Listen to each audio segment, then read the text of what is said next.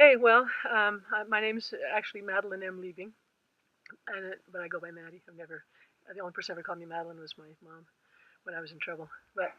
So Maddie Liebing, I'm a psychologist. I was previous to that a high school teacher and then a high school counselor, and then I got my PhD.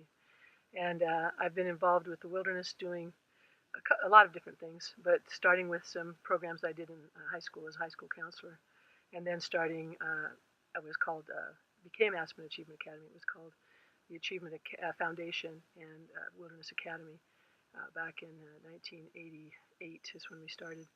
And then did that for a while, and then I was having my children, and I needed to take a break, and I had 3 kids at that point in time, and my husband kind of said, well, do you want to do wilderness or do you want to be a mom, and how are we going to make this work? And I'd rather be a mom, so I sold my portion of Aspen at that time, and well, to Aspen, and and it was a good thing because the next year I had twins. So I had 5 daughters and been pretty busy with that. And then when my youngest ones were 12, then I had an opportunity to start. I'd been working with the state with kids who were adjudicated, and had an opportunity to start the journey. They gave me a grant to begin a program, and it was supposed to be a 45-day program that was as impactful as possible. It was for probation level kids, so it was an early intervention, high impact program. So we got a little ranch down in Mona, and we decided if I only have 45 days, then I want to have the 3 elements I think will have the most impact. Of course, treatment, but um, wilderness, work, and animals. And so we created this little 45-day program, and each kid would go out for 6 days as a part of the trek, as part of that. And that's how the journey started. And then it became residential for a bunch of other types of kids in a bunch of different places, and then eventually started the Journey Wilderness because we'd already been doing treks. We'd had thousands of kids that had gone through treks, and so we decided to do a regular wilderness program. So the Journey Wilderness per se probably started about 5 years ago, just gradually growing and just a little bit at a time. It just really got, I think, footing and got going this year, or maybe last year. But that's what we're doing at this point in time. So, when I asked you what you wanted to talk about today, you mentioned that you wanted to tell a little bit of the story of some of the early stuff because so few people know that story. I think there's a lot of different people were having, just like anything else, like television or whatever. A lot of people were having the same good idea about the same time. It kind of grew out of the BYU classes. I had a school psychologist I was working with, Gary Weaver, who had gone on that and almost died, but went back and had a great experience, realized that it was a great place to help people and to teach people. He was a school psychologist in Payson High School. I was the high school counselor. And we were trying to figure out ways to keep kids in school. So it was basically a dropout prevention program. This was in 1978. And we decided that if we could take them out for a few days, that we could probably have a big impact on them and help them to be able to have more confidence in themselves to be able to go do what they needed to do to be successful. So we talked the school district into letting us do these, we call them survival trips. And so they were 6-day trips, so they missed a whole week of school, which was a hard thing to convince everybody. They had to do their homework at a time. And on the school counseling office, we'd just put up a sign and say, sign up for survival. And within the first day, maybe sometimes by the next morning, we'd have 30 kids signed up. And we'd take 30 kids at a time. There'd be 2 or 3 adults, so it was like a 1 to 10 or 1 to 7 ratio. And we didn't have any equipment, so the kids had to bring their own backpack, their own sleeping bags. We charged them $40 for food. The district paid for the gas and for the car. And we'd go down to what's now the Escalante Grand Staircase National Monument and spend 6 days down there. In the 6 days, we'd hike. We'd do kind of an impact at the beginning where we went a lot of miles to start with without a lot of food, and then we'd hike for several days, and then we would do 24-hour solos. During the solo time, Gary and I would go around and talk to each of the kids individually, kind of do some counseling sessions with them and stuff. And what was fun about it is we get every kind of kid. The kids that we wanted, that we were targeting, that we wanted to give this experience to, we'd talk to them ahead of time and say, be sure and sign up for survival, and kind of talk them into it.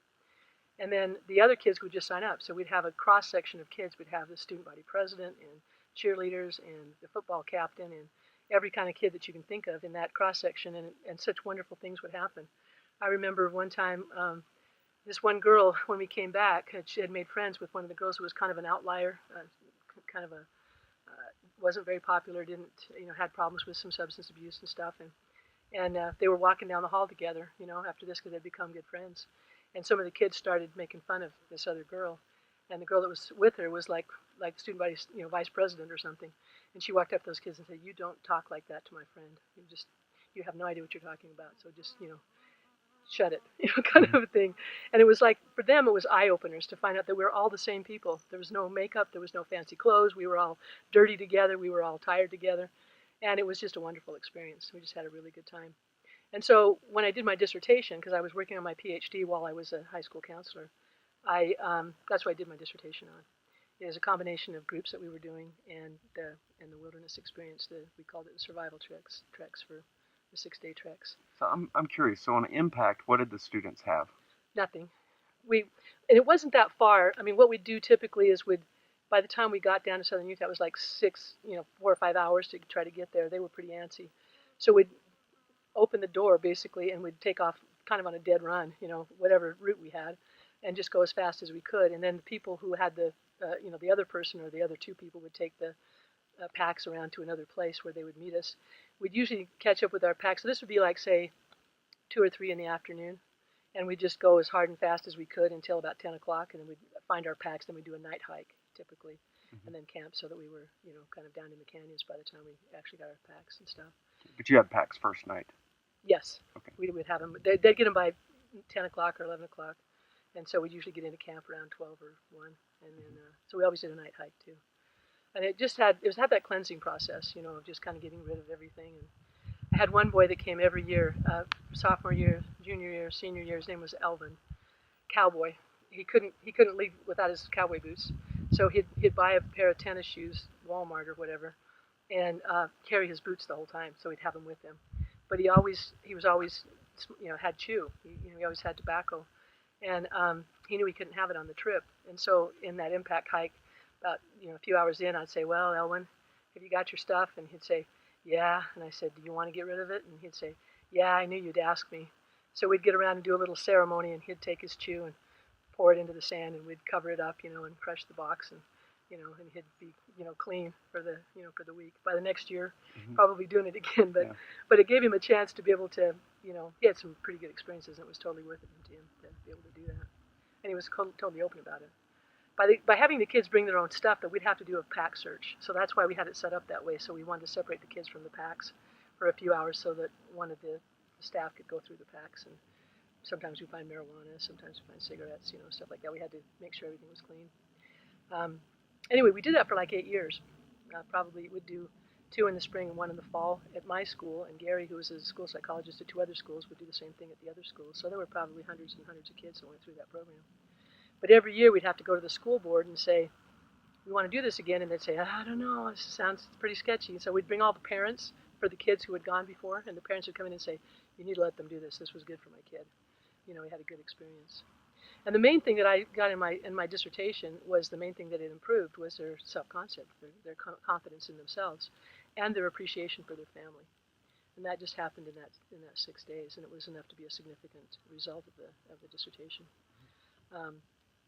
I also gave them something that became almost like the YOQ. It was called the SCL 90. And there wasn't enough time to be able to show a lot of results, for a 6-day intervention. But for the self-concept, it was significant. So what happened? So you were hiking. You did the impact the first night, and then you were hiking for what, about 4 days? So yeah, about 4 days. We'd hike. That was Monday, so Tuesday, Wednesday, Thursday, and then we'd put them on solo Friday. So on the hiking days, what did your daily routine look like? Mostly hiking. We were just trying to put a lot of miles on, and of course it was pretty beautiful country, so there'd be potholes to swim in. We did a lot of, there was a place where we'd dive off a cliff into a pool, and so there was a lot of beautiful, beautiful country. Now there was one section that we would do, it's called a Student X. So we would break them into groups of like 6 or 8 kids, and sometimes an adult with them, sometimes just a group of kids, and give them a map. And we were down in Calf Creek, and they were supposed to go up over the top and down into Willow Patch. So it's pretty straightforward. Get up this canyon, go over the top of the pass, go down, and you'll find it, kind of thing. And then we'd get out ahead and watch them interact with each other, because they were just without leaders. It was just how they interacted with each other and leadership and all that kind of stuff. So it was like a problem-solving activity. That was one day of those days. There was another place where we had to go up through a hole, and there was a a log across it. It was cliff and a pool of water and another log that came down, and it really took all of us to try to get up there. So it was really a team building exercise to try to get up through there. There was other ways to go. We could have gone around, but we'd do those kind of things because it would help the team to work together. We'd have to pass packs up and help each other, up those kind of places. We had 3 or 4 of those places that we had in that area.